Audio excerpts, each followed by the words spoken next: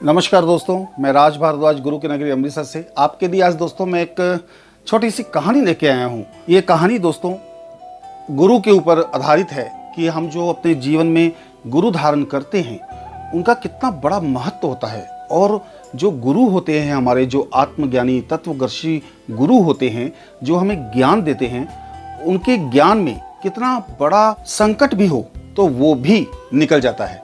तो चलिए मैं आपको कहानी सुनाता हूँ दोस्तों। ये कहानी नारद मुनि जी की है। नारद मुनि जी एक बार मंदिर में बैठ के सत्संग सुन रहे थे। वो बहुत सत्संग सुना करते थे दोस्तों। नारद मुनि जी बहुत ज़्यादा सत्संग सुनते थे। हर जहाँ भी सत्संग होता था वो वहाँ पे जरूर जाते थे। तो एक बार नारद मुनि जी सत्संग सुन रहे थे और जैसे ही सत्संग खत्म हुआ और नारद मुनि जी उठ के जाने लगे तो नारद मुनि जी जहाँ पे बैठे थे वहाँ पे किसी ने झाड़ू लगाना शुरू कर दिया। जब झाड़ू लगाना शुरू कर दिया तो नारद मुनि जी को बड़ा आश्चर्य हुआ। वो कह रहे कि मैं यहाँ पे बैठा था, सत्संग सुन रहा था और आप मेरी जगह पे आप झाड़ू लगा रहे हो। तो उन्होंने कहा कि नारद मुनि जी, आप आत्मज्ञानी नहीं हो, आपको आत्मज्ञान नहीं है, इसलिए ये जो स्थान है जहाँ पे आप बैठे हो ये स्थान अपवित्र हो गया है, इसलिए हमें यहाँ पे झाड़ू लगा के इस स्थान को साफ करना पड़ रहा है। नारद मुनि जी को बहुत क्रोध आया। उन्होंने कहा कि विष्णु भगवान के अंग संग में रहता हूँ, हमेशा सुबह शाम मैं उनके दर्शन करता हूँ, उनके दर्शनों के बिना मैं रह नहीं सकता, उनके अंग संग रहता हूँ जैसे एक दोस्त रहता है, एक सखा रहता है। तो उनके मन में ख्याल आया कि मुझे आत्मज्ञान की क्या जरूरत है, जिनके साथ मैं रहता हूँ वो भगवान है, परमपिता परमात्मा है, उनके सानिध्य में मैं रहता हूँ, तो मुझे आत्मज्ञान की क्या आवश्यकता है। वो दौड़े दौड़े विष्णु भगवान के पास पहुँचे। उन्होंने कहा कि आज ऐसा ऐसा वाक़या मेरे साथ हुआ है। उन्होंने सारी कहानी, सारी स्टोरी उन्होंने बताई विष्णु भगवान को कि ऐसे ऐसे आज मेरे साथ वाक़या हुआ। तो विष्णु भगवान कहते हैं कि भाई उन्होंने सच ही कहा, उन्होंने झूठ तो नहीं कहा। नारद मुनि जी को और क्रोध आ गया। उन्होंने कहा कि प्रभु, मैं आपके अंग संग रहता हूँ, आपके करीब रहता हूँ, रोज़ सुबह शाम आपके दर्शन के लिए मैं आता हूँ, तो मुझे आत्मज्ञान की क्या ज़रूरत है। तो विष्णु भगवान कहते हैं, नहीं नारद मुनि, ज्ञान अपनी जगह है और मेरा सानिध्य अपनी जगह है। उन्होंने समझाया कि किसी को भी अगर भाव सागर से पार जाना है, इस 84 लाख योनि से मुक्त होना है, तो उसे आत्मज्ञान, आत्मीय गुरु की बहुत ज़्यादा आवश्यकता होती है। तो नारद मुनि ने कहा कि प्रभु, अब आप ही मुझे रास्ता दिखाइए कि मुझे क्या करना चाहिए। तो विष्णु भगवान कहते हैं कि नारद मुनि, आप ऐसा करना, सुबह आप समुद्र तट पे जाना और जो भी पहला इंसान आपको नजर आए उनके चरणों में झुक जाना और उन्हें आप अपना गुरु धारण कर देना और उनसे कहना कि मैं आज से आपको अपना गुरु बनाता हूँ, वही आपके गुरु होंगे। नारद मुनि कहते हैं ठीक है प्रभु, जैसी आपकी आज्ञा। तो अगले दिन सुबह नारद मुनि जी उठते हैं, तैयार होके समुद्र तट पे जाते हैं वो, और इंतजार में बैठ जाते हैं कि कौन सा पहला आदमी आएगा और मैं उसे अपना गुरु बनाऊंगा। उन्हें अपने मन में खुशी भी हो रही थी कि आज मैं गुरु धारण करने जा रहा हूँ। उतनी देर में उन्होंने देखा कि उधर से एक मछुआरा, मछली पकड़ने वाला मछुआरा उधर से आता है। और जब वो उनके करीब आया तो नारद मुनि जी ने देखा कि ये तो मछुआरा है। तो उन्होंने फिर भी, विष्णु भगवान की आज्ञा थी तो वो उनका आज्ञा का पालन करके वो उस मछुआरे के चरणों में गिर जाते हैं और कहते हैं, प्रभु, मैंने आज से आपको अपना गुरु बना लिया है, कृपया आप मुझे ज्ञान दें, मुझे आत्मज्ञान दें, आपको मैं आज से, अभी से अपना गुरु धारण करता हूँ। तो इस तरीके से उन्होंने एक मछुआरे को अपना गुरु धारण कर दिया और बहुत ही खुशी खुशी वो बैकुंठ धाम पहुँचे विष्णु भगवान के पास। उन्होंने कहा कि प्रभु, मैंने आज गुरु धारण कर दिया है। तो विष्णु भगवान कहते हैं, अच्छा चलो, बहुत बढ़िया हुआ, बहुत अच्छा हुआ, अब आपकी सदगति हो जाएगी, अब आपको लक्ष्य 84 में भटकना नहीं पड़ेगा। तो नारद मुनि जी जवाब देते हैं कि प्रभु, मैंने गुरु तो धारण कर दिया है, लेकिन पर वो एक मछुआरे हैं। मैंने गुरु धारण तो कर दिया है लेकिन वो पर एक मछुआरे हैं। अब ये बात सुन के विष्णु भगवान जी चिंतित हो गए। उन्होंने कहा कि अरे नारद मुनि जी, आपने ये क्या कर दिया। तो नारद मुनि जी कहते हैं, प्रभु क्या हो गया, हमसे क्या गलती हो गई, आपने जैसा कहा था मैंने वैसा ही किया, जो जो आपकी आज्ञा थी मैंने आपकी आज्ञा अनुसार सारे कर्तव्य किए, सारे काम किए। तो विष्णु भगवान कहते हैं कि नारद मुनि जी, आपने सब कुछ मेरी आज्ञा अनुसार किया तो, लेकिन आपने एक बहुत बड़ा पाप कर दिया, आपने गुरु के आगे पर लगा दिया, जबकि गुरु के आगे पर नहीं लगाना चाहिए। गुरु कोई भी हो उसके आगे कोई भी क्वेश्चन मार्क नहीं करना चाहिए। तो ये बात सुन के नारद मुनि जी बहुत परेशान हो जाते हैं। वो कहते अब तो नारद मुनि जी आपको लक्ष्य 84 से कोई भी नहीं बचा सकता, अब तो आपको लक्ष्य 84 में जाना ही पड़ेगा। नारद मुनि जी बहुत चिंतित हो जाते हैं। वो कहते हैं प्रभु अब क्या करूं मैं, अब आप ही कोई मुझे रास्ता बताओ।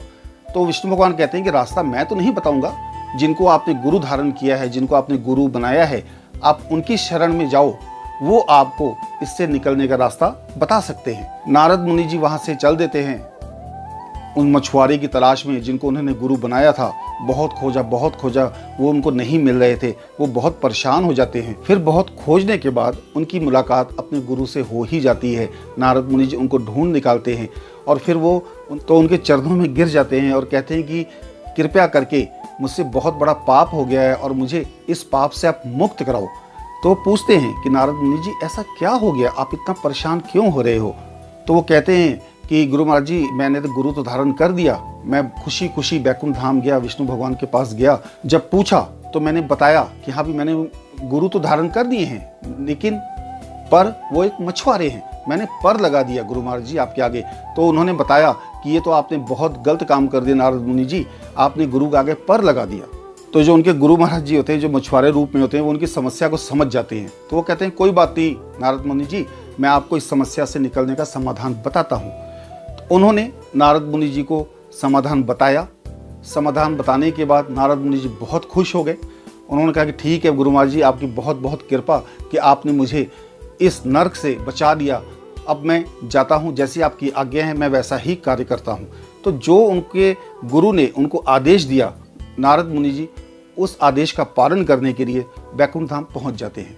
जब वो बैकुंठ धाम पहुँचते हैं तो विष्णु भगवान देखते हैं। उन्होंने कहा कि हाँ भी नारद मुनि जी क्या हुआ, आपको आपके गुरु महाराज जी मिल गए, उन्होंने कोई उपाय बताया कि नहीं बताया। कहते अरे महाराज जी उन्होंने उपाय तो बताया, लेकिन उन्होंने कहा कि नहीं अब तो आपको लक्ष्य 84 जाना ही पड़ेगा।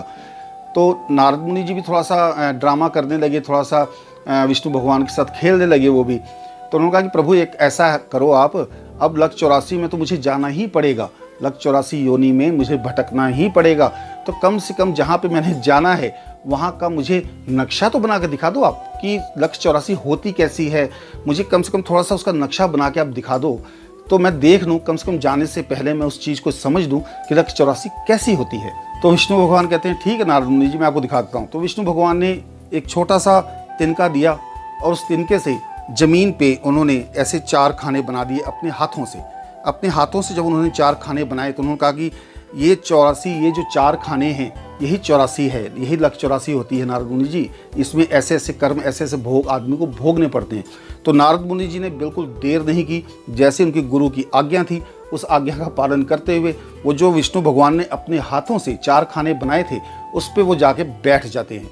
और जब वो उस पर बैठ जाते हैं तो विष्णु भगवान कहते हैं अरे नारद मुनि ये आप क्या कर रहे हो। उन्होंने कहा प्रभु ये लक्ष्य 84 भी आपने बनाई और जिस लक्ष्य 84 में मुझे जाना है वो लक्ष्य 84 भी आपने ही बनाई।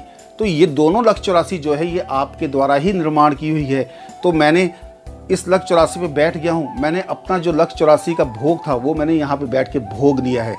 तो ये बात सुन के विष्णु भगवान बहुत आश्चर्य होते हैं। वो कहते हैं कि ये युक्ति किसने बताई आपको। तो नारद मुनि जी कहते हैं प्रभु यही तो मुझे गुरु महाराज जी ने बताई, उन्होंने यही मुझे समझाया था कि विष्णु भगवान जी के हाथों से आप इस चीज़ को बनाना, नक्शे को बनाना लक्ष्य 84 का, उनसे कहना। तो जैसा जैसा उन्होंने कहा मैंने वैसा वैसा किया। अब प्रभु मेरी लक्ष्य 84 तो मैंने गुजार दी, मैंने उसको भोग को भोग लिया है, अब तो मैं उस चीज़ से मुक्त हो गया हूँ। तो फिर विष्णु भगवान जी ने समझाया कि नारद मुनि जी गुरु जो असली गुरु, तत्वज्ञानी गुरु होता है, जो आत्मदर्शी गुरु होता है, जो हमें हमारी आत्मा से मिलवा देता है। गुरु बहुत हैं, गुरु की संख्याएं बहुत हैं, लेकिन जो सच्चा गुरु होता है, सच्चा ज्ञानी गुरु, वो जो हमें तत्व से मिलवाता है, तत्व ज्ञान से, जो हमारे शरीर के अंदर विद्यमान है उससे जो हमें मिलवा देता है, सच्चा गुरु वही होता है। और जब हमें सच्चा गुरु मिल जाता है तो हमें उसके आगे पर और लेकिन का इस्तेमाल बिल्कुल भी नहीं करना चाहिए दोस्तों। क्यों कि गुरु का अर्थ ही ये है कि जो हमें अंधकार से प्रकाश की ओर ले जाए। तो दोस्तों ये एक छोटी सी कहानी थी, आशा करता हूँ आप लोगों को बहुत अच्छी लगी होगी, क्योंकि मुझे भी इस कहानी से बहुत प्रेम है, बहुत अच्छी लगती है मुझे ये कहानी। क्योंकि हमें अपने जीवन में गुरु तो हम बनाते हैं, हर कदम पे गुरु हम बनाते हैं, बचपन से लेकर जवानी तक और जवानी से लेकर बुढ़ापे तक, हर क्षेत्र में, हर काम में हमें गुरु की आवश्यकता पड़ती है, उसी तरह से भगवान को जानने के लिए, अध्यात्म को जानने के लिए भी हमें किसी सच्चे गुरु की आवश्यकता जरूर पड़ती है। तो दोस्तों, आशा करता हूँ कि आपको मेरी ये वीडियो पसंद आई होगी। इसी के साथ सबको मेरा नमस्कार, सत श्री अकाल, सलाम, जय हिंद। खुश रहें दोस्तों।